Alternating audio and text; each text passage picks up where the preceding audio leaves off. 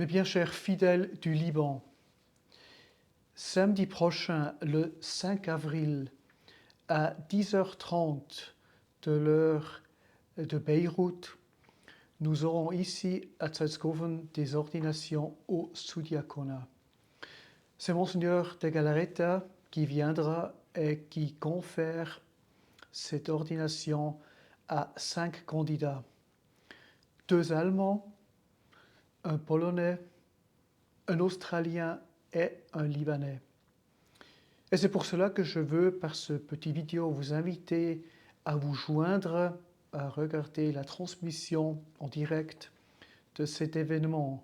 Vous trouvez le lien sur lequel vous pouvez toucher en dessous de ce petit vidéo.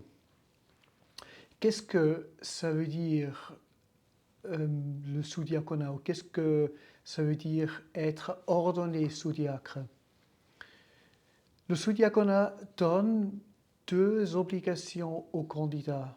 Premièrement, c'est le célibat pour toute la vie, donc il renonce au mariage. Et deuxièmement, il s'oblige de dire l'office divin tous les jours de sa vie jusqu'à la mort. En même temps, il n'y a pas seulement les 2 obligations, mais il y a aussi des privilèges. Le sous-diacre a le privilège de dire et de chanter même l'épître à la messe solennelle. Et aussi, pendant l'offertoire, c'est le sous-diacre qui verse une petite goutte d'eau dans le calice où il y a déjà le vin. Donc il est tout proche à la préparation de la matière qui sera le précieux sang de notre Seigneur Jésus-Christ après. J'aimerais aussi vous dire quelques explications sur la liturgie des ordinations elles-mêmes. Tout d'abord, après l'oraison, c'est l'évêque qui prononce son sermon. Ensuite, c'est l'archidiacre qui appelle les 5 candidats par leur nom. Et chacun répond ad sum.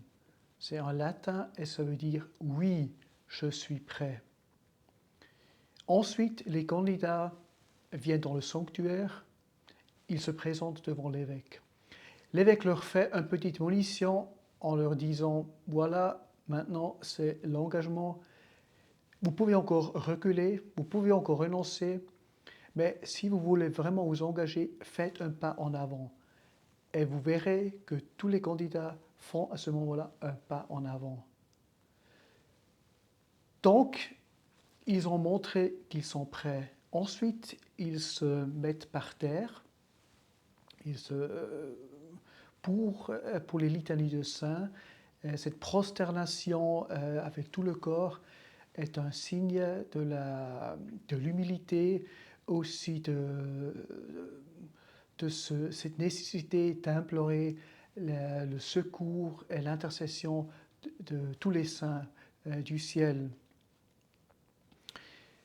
Après les litanies des saints, les candidats se relèvent. Il y a une deuxième monition de l'évêque. Ensuite, les candidats s'approchent de l'autel et de l'évêque. Là, à ce moment-là, ils touchent avec leurs mains le calice et la patène, et ensuite les burettes où il y a de l'eau et du vin. Après ce rite, il s'approche de nouveau de l'évêque. L'évêque leur met l'amicte sur la tête. Ensuite, il leur donne le manipule pour la première fois dans leur vie, et ils reçoivent aussi la tunique. La tunique, c'est ce vêtement de joie que les candidats vont porter à chaque messe solennelle dans laquelle ils vont faire le ministère de sous-diaconat.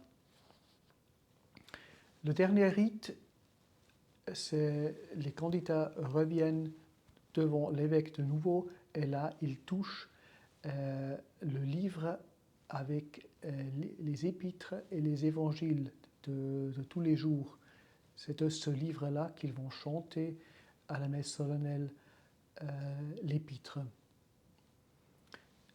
Après cette cérémonie, la messe continue et à la fin de la messe, les sous-diacres reçoivent encore une petite pénitence pour remercier le bon Dieu de ce grand don.